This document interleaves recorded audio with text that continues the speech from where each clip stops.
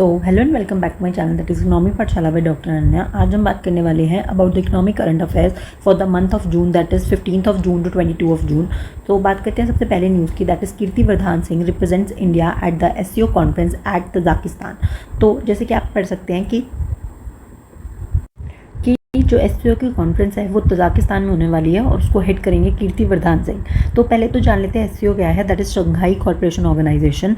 Shanghai corporation organization 1996 में form हुआ था विद S5 क्या है, शंघाई 5 के नाम से पहले बना था, जिसमें कि चाइना, रशिया, कजाकिस्तान, किर्गिस्तान और एक हमारा है तजाकिस्तान। तो देखो इसमें दो हैं, एक तजाकिस्तान है, एक तुर्कमेनिस्तान है। तो तुर्कमेनिस्तान मैंने आपको बताया था वो नहीं है इसका पार्ट, कि आपको ऐसे याद रखना है कि इसका तुक ही नहीं है। तुर्कमेनिस्तान से तुक याद आता है ना, तो वो नहीं है।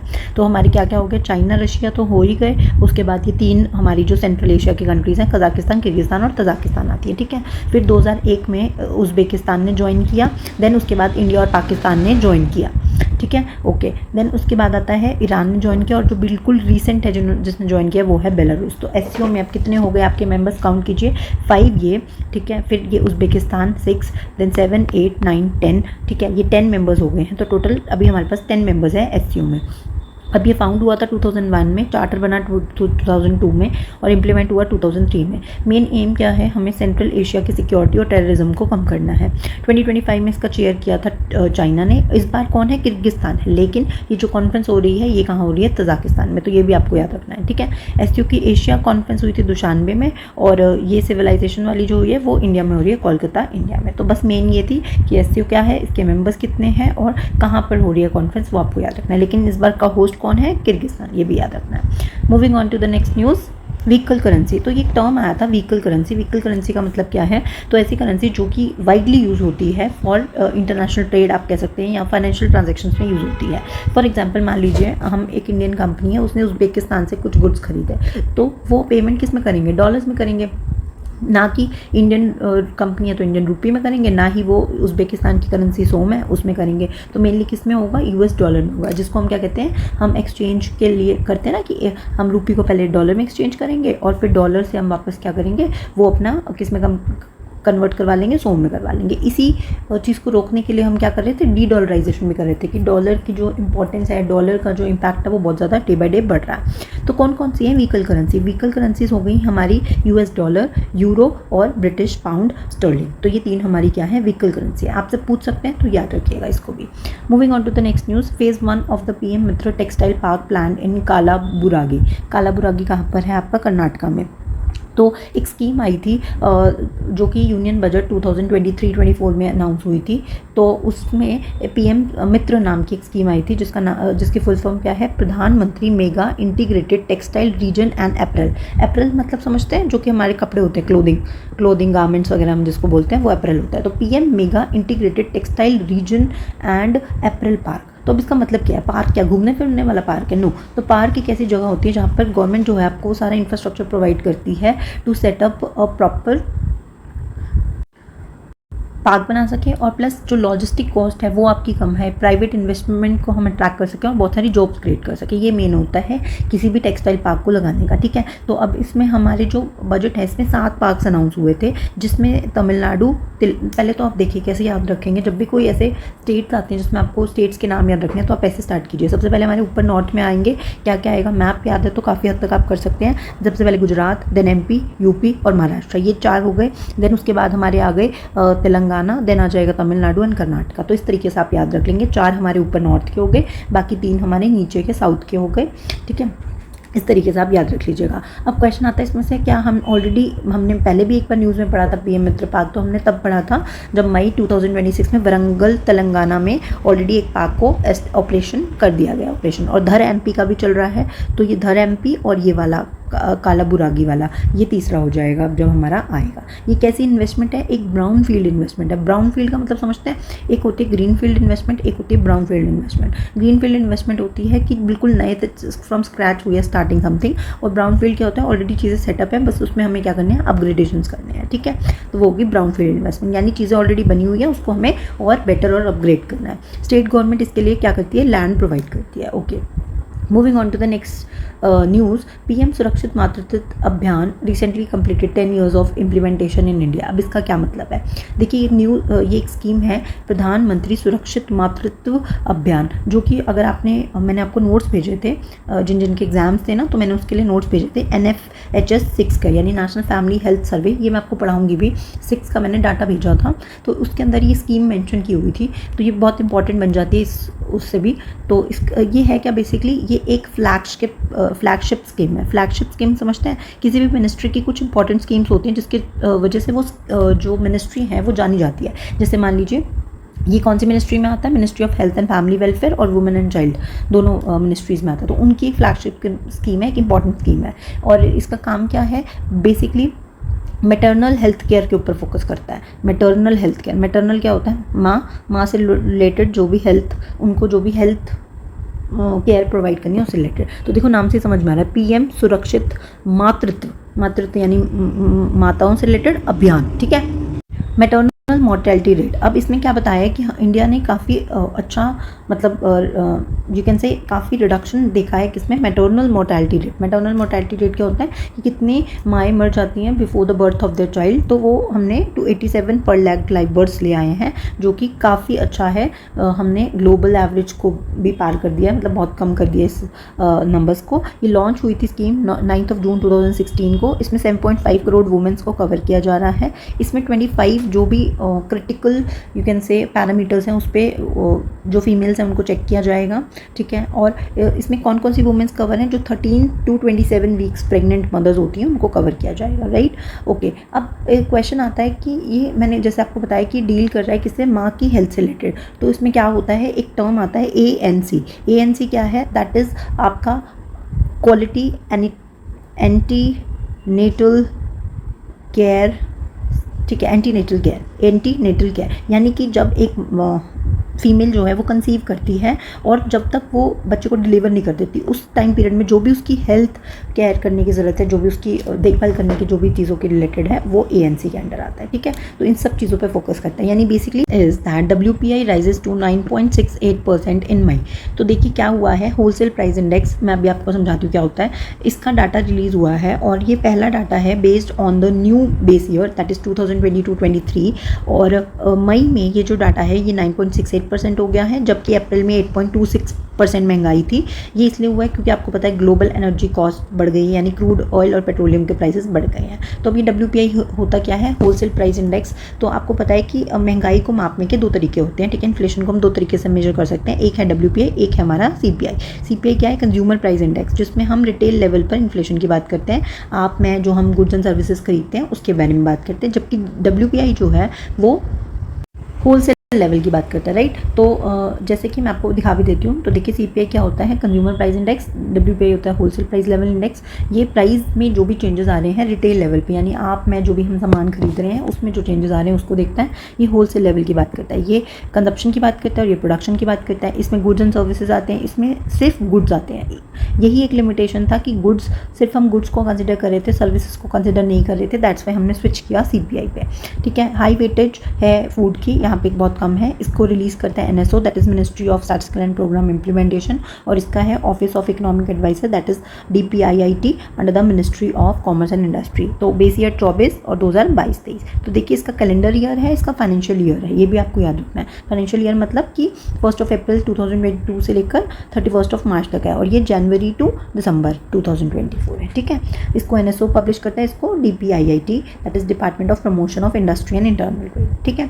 अब इसमें टोटल 697 आर्टिकल्स हैं, जिसमें कि manufacturing, primary articles and fuel power. तो देखिए हम WPI की बात कर रहे हैं, तो क्या मैं ये कह सकती हूँ, हम एक टायर्स होते हैं MRF टायर्स, तो हम ये कह सकते हैं कि हमारे टायर्स MRF के नहीं हैं, हमारे टायर्स MPF के हैं। यानी कि आप ये कह सकते हैं टायर्स कहाँ पे मैन्युफैक्चर होते हैं, इंडस्ट्रीज़ में, होलसेल लेवल पे बनते हैं, राइट। तो इसलिए हमारे जो टायर्स हैं वो MPF के हैं। इस तरीके से आप याद रख सकते हैं, पहले manufacturing, then primary articles and then fuel and power. इसको DPIIT रिलीज़ करता है, 14th ऑफ एवरी मंथ को ये डाटा रिलीज़ होता है, और अगर छुट्टी है तो नेक्स्ट डे। देन उसके बाद जैसे मैंने बोला कि पहले 31 मार्च 2014 तक डाटा WPI से हम मेजर करते थे इन्फ्लेशन को। आफ्टर दैट 1 अप्रैल 2014 से हम CPI कंबाइंड रूरल और अर्बन जो CPI है उसको यूज़ करते हैं as a measure of inflation. तो टोटल 697 आर्टिकल्स हैं, ठीक है। इसका बाइफिकेशन देख सकते हैं, 564 मैन्युफैक्चरिंग में, 117 प्राइमरी में और 16 उसमें। टोटल याद रखना 697, ठीक है। 679 में 697 है। ओके, आई होप समझ में आ गया होगा। Moving on to the next news, Uzbekistan 10th member बन गया, फर्स्ट सेंट्रल एशियन कंट्री बन गया जिसने NDB को ज्वाइन किया। तो क्या है ये NDB? That is new development bank. तो टोटल 13 मेंबर्स हैं, लेकिन इसको ज्वाइन करने वाला ऑफिशियली 10th मेंबर बना है। इसको साइन किया था by president of Uzbekistan Shavkat Mirziyoyev, ठीक है। तो ये आपको याद रखना है। नाउ न्यू डेवलपमेंट बैंक क्या है? इसको हम ब्रिक्स बैंक से भी जानते हैं। ये 2014 में बना एस्टेब्लिश हुआ था विद फोर्टज़ेला डिक्लेरेशन। फोर्टज़ेला डिक्लेरेशन क्या है? जो 6th ब्रिक्स समिट हुई थी उसी को नाम दिया है फोर्टज़ेला डिक्लेरेशन, ठीक है। और ब्राज़ील में हुई थी, वहाँ पे एक जगह है फोर्टज़ेला, तो दैट्स वाई इसका नाम पड़ गया फोर्टज़ेला डिक्लेरेशन। ऑपरेशन कहाँ से कब से काम करना शुरू किया? 2015 में। इसका हेडक्वार्टर है शंघाई के चाइना में। तो कई बार आपसे ब्रिक्स का हेडक्वार्टर पूछा जाता है, जो कि एक्चुअल में कोई ब्रिक्स का हेडक्वार्टर है नहीं, तो लेकिन ऑप्शन में आपको शंघाई दिया होता है, तो वो इसी वजह से दिया होता है और आप शंघाई मार्क कर सकते हैं अगर आपको और कोई ऑप्शन नहीं दिख रहा है तो। और इसका मेन एम क्या है कि हमें जो भी रिसोर्सेज हैं उनको मोबिलाइज़ करना है और जितने भी हमारे ब्रिक्स कंट्रीज़ हैं उनको प्रॉपर इंफ्रास्ट्रक्चर प्रोजेक्ट्स के लिए, डेवलपमेंट के लिए पैसा प्रोवाइड करना है। फाउंडिंग मेंबर्स कौन है? Brazil, Russia, India, China, South Africa. Then total अब इसके मेंबर्स 11 है। 10th अल्जीरिया बना था 2025 में। 11th मेंबर उज़्बेकिस्तान बना था, ठीक है। 10th बना था अल्जीरिया जो कि अफ्रीका का पार्ट है, और उज़्बेकिस्तान जो हमारे सेंट्रल एशिया में आती हैं, जो इस तरीके से कंट्रीज़ बनी हुई हैं, उसका पार्ट है कौन? उज़्बेकिस्तान, ठीक है। इसके करंट प्रेसिडेंट है दिल्मा रोसेफ, ठीक है। और इसका हेडक्वार्टर शंघाई के चाइना में, मैंने आपको बता दिया, और रीजनल सेंटर गिफ्ट सिटी यानी Gujarat international finance tech city में, गांधीनगर में है। तो आई होप ये भी आपको समझ में आ गया होगा NDB के बारे में। Next is PM Modi to release 23rd PM Kisan installment from Varanasi. तो PM किसान स्कीम जो है, जिसमें हर फार्मर्स को 6,000 रुपीज़ मिलते हैं 2,000 की 3 इंस्टॉलमेंट्स में, उसी की जो 23rd इंस्टॉलमेंट है उसको वाराणसी से मोदी जी ने रिलीज़ किया है। इससे पहले 22nd इंस्टॉलमेंट लॉन्च की थी। क्या केरला से की थी? आप एक बार मुझे बताएंगे कमेंट बॉक्स में लिखकर। ये आपका होमवर्क है, ये आपको करना है। चेक करेंगे तो आपको पता भी चलेगा कि मैं सही बता रही हूँ या नहीं। इससे 18,800 करोड़ डिस्बर्स किए हैं और टू बेनिफिट कितना हुआ है? 9.44 करोड़ फार्मर्स को। तो अब अगेन PM किसान स्कीम हमारे लिए इंपॉर्टेंट हो जाती है। PM किसान स्कीम प्रधानमंत्री किसान सम्मान निधि योजना। तो देखो प्रधानमंत्री तो है ही PM, ठीक है। किसान सम्मान किस मिलेगा? जब उनको पैसा मिलेगा। निधि मतलब पैसा। ये एक सेंट्रल सेक्टर स्कीम है, यानी 100% गवर्नमेंट इसमें क्या देती है? पैसा देती है, फाइनेंशियल सपोर्ट देती है। मैंने आपको बताया ये लॉन्च तो हुई थी, हमारा जो बजट आया था 2019-20 वाला, ठीक है, उसमें लॉन्च की गई थी मोदी जी के द्वारा। लेकिन इसकी जो इंस्टॉलमेंट मिलनी शुरू हुई वो रेट्रोस्पेक्टिवली 1 दिसंबर 2018 से है, यानी कि पहली इंस्टॉलमेंट 2018 की मिली, फिर उसके बाद जो नेक्स्ट वाले उसमें फेब में, यानी 2 इंस्टॉलमेंट इकट्ठी दी गई थी फार्मर्स को, ठीक है। उसके बाद कहाँ से हुई? गोरखपुर UP से लॉन्च हुई। Ministry of agriculture and farmer welfare इसकी मिनिस्ट्री है जो इसको देखती है। और इसके लिए एक पोर्टल भी है, PM किसान पोर्टल, जहाँ पर जाकर जो फार्मर्स हैं अपने आप को रजिस्टर करा सकते हैं, या फिर कॉमन सर्विस सेंटर्स। तो ये आपने देखा होगा जहाँ पे आधार का काम होता है, आपके शहरों में बहुत ज़्यादा होंगे, CSCs आपने पढ़े होंगे, कॉमन सर्विस सेंटर, जहाँ पे बेसिक वाले काम हो जाते हैं, जो भी इससे रिलेटेड आधार पैन वगैरह में आपने कुछ करेक्शंस कराने हैं, तो वहीं पर जाकर आप अपने आप को रजिस्टर करा सकते हैं। वेस्ट बंगाल ने स्कीम को 2021 में ज्वाइन किया था। उसके बाद फाइनेंशियल असिस्टेंस जैसे मैंने बताया 6,000 रुपये मिलेंगे 3 इक्वल इंस्टॉलमेंट्स में हर 4 मंथ्स के बाद, ठीक है। तो जैसे अप्रैल टू जुलाई में मिला, फिर अगस्त नवंबर और 1 दिसंबर मार्च, ठीक है। देन 100% फंडिंग गवर्नमेंट की है, सेंट्रल सेक्टर स्कीम है। डायरेक्ट बेनिफिट ट्रांसफ़र यानी सीधा आपके अकाउंट में पैसा आ जाता है। पहले क्या था, ये सिर्फ स्मॉल और मार्जिनल फार्मर्स के लिए लॉन्च किया गया था, फिर बाद में ये लेटर ऑन सभी फार्मर्स जितने भी हैं उन सब के लिए कर दिया था। अब आप मुझे बताएंगे कि मार्जिनल फार्मर कौन होता है, जिसके पास कितनी हेक्टेयर ज़मीन होती है, और एक स्मॉल फार्मर कौन सा होता है जिसकी कितनी हेक्टेयर ज़मीन होती है। क्या 1 to 2 होती है, क्या लेस देन 1 होती है, ये आप मुझे नीचे कमेंट बॉक्स में लिख के बताएंगे। मैं ऑलरेडी आपको करवा चुकी हूँ, ठीक है। तो the next is India and UK free trade agreement to come into force on 15th June 2026। 24th जुलाई को फर्दर इसको साइन करेंगे, बट अभी के फोर्स में आया, साइन बाद में करेंगे। मेन क्या है, क्या होता है ये trade agreements? Free trade agreement मतलब कि ना आप हमारे गुड्स जो आपकी कंट्री में आएंगे, मान लीजिए इंडिया से यूके में कुछ गुड्स गए, तो आप इस पर कोई टैक्स नहीं लगाएंगे, टैक्स मतलब टैरिफ नहीं लगाएंगे, और जब ये हमारे यहाँ पे आएंगे आपके गुड्स, तो हम कोई इसके ऊपर टैरिफ नहीं लगाएंगे। This is known as free trade agreement. और इसका नाम पूछा जाता है एग्जाम्स में कि कौन सी कंट्री के साथ जो फ्री ट्रेड एग्रीमेंट हुआ उसका क्या नाम है, तो आपको याद रखना है comprehensive economic and trade agreement, CETA, ठीक है। Next news is PM Modi disperse 24,000 crore under PM विकसित भारत रोजगार योजना। PM विकसित भारत योजना लेटेस्ट योजना है, तो इस पर क्वेश्चन बन सकता है। 1 अगस्त 2025 को ये लॉन्च हुई थी, ठीक है। Ministry of labour and employment के अंडर आती है। इसका एम क्या है, फॉर्मल एम्प्लॉयमेंट को बढ़ाना और जॉब्स क्रिएट करना। कैसे, इसमें अच्छा फाइनेंशियल आउटले देख लीजिए 99,446 करोड़। कैसे होगा ये जॉब्स क्रिएट, कैसे होंगे? बेसिकली हमें क्या करना है, जो लोग इनफॉर्मल सेक्टर में काम कर रहे हैं उनको फॉर्मलाइज करना है। फॉर्मलाइज मतलब रजिस्टर्ड होना चाहिए हर बंदा जो कि हमारे यहाँ काम कर रहा है। और आपको पता होगा, आप मुझे नीचे लिख के बताइए कि कितनी पॉपुलेशन हमारी यहाँ पर है जो कि अनऑर्गेनाइज सेक्टर में काम कर रही है। चलिए मैं ही बता देती हूँ, अप्रॉक्सीमेटली 85 to 90% हमारी जो पॉपुलेशन है वो अनऑर्गेनाइज सेक्टर में काम कर रही है। अब कैसे ये जो PM विकसित भारत रोजगार योजना है वो कैसे इसमें हेल्प करेगा, तो पार्ट ए और पार्ट बी, दो पार्ट्स में है। पार्ट ए क्या है कि एम्प्लॉयज़ जो यहाँ पर रजिस्टर होंगे उनको क्या बेनिफिट मिलेंगे। मान लीजिए आप एक फर्स्ट टाइम एम्प्लॉयर हो और आपने employment provident fund organization EPFO में अपने आप को रजिस्टर कराया है और आपकी मंथली सैलरी 1 लाख रुपीज़ तक है, ठीक है। इससे कम भी हो सकती है, इस तक भी हो सकती है। तो आपको एक महीने की जो वेज है 15,000 रुपये 2 इंस्टॉलमेंट्स में मिलेगी आफ्टर यू गेट रजिस्टर। लेकिन आपको एम्प्लॉयमेंट में ऐसा नहीं कि आपने कहीं पे काम किया 3 महीने और छोड़ दिया, आपको 6 महीने उस पर्टिकुलर जगह पे काम करना है, तो ही आपको 15,000 रुपये मिलेंगे। और जो एम्प्लॉयर है यानी जो काम देगा वो क्या करेगा, अगर वो एडिशनल एम्प्लॉयमेंट, मान लीजिए आपके पास 10 बंदे काम करते हैं, अब आपने 11वां बंदा एम्प्लॉय किया तो आप उसको 3,000 रुपये आपको मिलेंगे हर एक एडिशनल बंदा रखने के लिए अपने पास। और उसका ड्यूरेशन क्या है, 2 इयर्स होना चाहिए। स्पेशल बेनिफिट मिलेगा अगर आपने मैन्युफैक्चरिंग सेक्टर में 4 साल जो है वो काम किया है। तो अब ये कहाँ पे डिस्बर्स हुए, 24,000 करोड़ न्यू दिल्ली में सिंस अगस्त 2025 जब से ये लॉन्च हुई है। 70 लाख फर्स्ट टाइम एम्प्लॉयज़ ने यहाँ पर फॉर्मल सेक्टर में आए हैं इस योजना की वजह से, दैट इज़ PM विकसित भारत रोजगार योजना की वजह से। और वुमेंस इसमें 30% है, तो काफ़ी बेनिफिट हो रहा है, तो इस चीज़ को आप देख सकते हैं। Next is Chennai petroleum gets Navratna status. Navratna status, 3 status होते हैं, एक होता है मिनी रत्न, एक होता है महारत्न और एक होता है नवरत्न। अब आप मुझे बताएंगे कि टोटल नवरत्न कितनी ऐसी हम कह सकते हैं ऑर्गेनाइजेशंस हो गए जो नवरत्न की कैटेगरी में आती हैं, और मिनी और उसका बताएंगे महारत्न का भी, ठीक है। और ये किसका पार्ट होता है, मिनिस्ट्री ऑफ फाइनेंस के अंडर आता है। RBI waves CRR and SLR on the fresh NRE that is non-resident external account deposits। अब ये NRE deposits हैं क्या और ये क्या होते हैं, पहले आप इसको समझिए। मान लीजिए मैं हूँ पर्सन A, ठीक है, और मैं रहती हूँ USA में। अब USA और मेरी फैमिली जो है वो रहती है इंडिया में। अब मुझे USA से इंडिया में रोज़ पैसे भिजवाने होते हैं, तो इंस्टेड ऑफ डूइंग दैट मैं क्या कर लूँगी, USA में ही मान लीजिए SBI की एक ब्रांच है, SBI की ब्रांच कोई भी हो सकती है, ठीक है, तो वहाँ पे है, मैं वहाँ पे जाके क्या करूँगी, एक NRE अकाउंट खोल लूँगी। NRE अकाउंट में हम क्या कर सकते हैं, इंडियन रुपीज़ US डॉलर्स में ही हम क्या करेंगे, यहाँ पे पैसे अपने डिपॉजिट करेंगे, ठीक है। अब वो क्या करेंगे, मान लीजिए मैंने $1,500 जो है यहाँ पर सबमिट करें इस अकाउंट में, तो अब वो क्या करेंगे, ये जो है अब बैंक को क्या फ़ायदा है, उनको $1,500 मिल गए। अब मेरी फैमिली को किस में चाहिए, डॉलर्स में चाहिए, नहीं, उनको रुपये में चाहिए। तो वो क्या करेंगे, इस $1,500 को इक्विवेलेंट रुपीज़ में कन्वर्ट करके मेरे इंडिया वाले अकाउंट में जो मेरे पेरेंट्स हैं वो यहाँ से निकाल लेंगे।